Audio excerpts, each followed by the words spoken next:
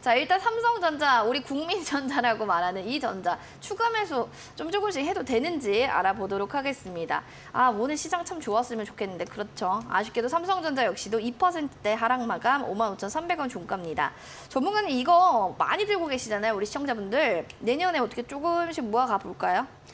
네, 일단 뭐 삼성전자 국내 증시에 대한 예상치를 좀 같이 좀 얘기를 해도 좀 될 것 같다라는 생각이 좀 듭니다. 네, 일단 지수에 대한 부분을 뭐 삼성전자를 빼고는 얘기를 할 수는 없을 것 같아요. 근데 삼성전자 일단 뭐 삼성전자도 마찬가지고 하이닉스도 마찬가지입니다.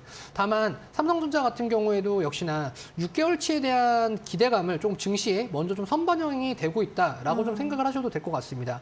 특히 이제 재고에 대한 부분, 그러니까 DDR과 이런 쪽에 대한 재고에 대한 부분들이 조금 계속해서 좀 어필이 좀 되게 되면서 삼성전자에 대한 현금에 대한 확보성과 이런 것들이 조금씩 떨어져 가고 있다라는 부분이 조금은 악재적으로 좀 작용을 많이 좀 했습니다. 그렇기 때문에 국내 증시 같은 경우에는 반도체, 특히나 전기전자 쪽으로 12월 달에 외국인들의 매도 물량이 좀 너무나도 좀 많았어요. 그래서 이런 부분들이 조금은 다시 좀 반전이 되는 시점은 내년 상반기, 즉 한 3월 정도가 좀 되는 시점이 좀 되지 않을까라는 생각이 좀 듭니다.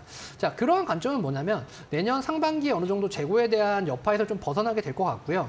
그리고 나서 그 이후에 하반기부터는 다시 좀 반도체에 대한 업황이 조금씩 좋아지고 회복이 될 것이다 라는 생각이 좀 듭니다. 자, 그렇기 때문에 일단 삼성전자 같은 경우에는 일단 5만 원 초입까지는 이 하락에 대한 부분을 조금 열어두시는 게 좀 좋을 것 같고요.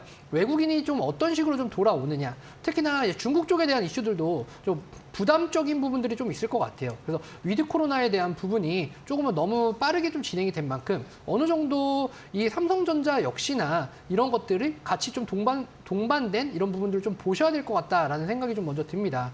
특히나 반도체 업황 같은 경우에 계속해서 지금보다 더 나빠지지는 않을 거예요. 다만 재고에 대한 부분을 좀 어떻게 좀 해소를 빠르게 좀 고갈시키느냐, 이런 부분들이 삼성전자의 좀 새로운 과제이지 않나라는 생각이 좀 듭니다.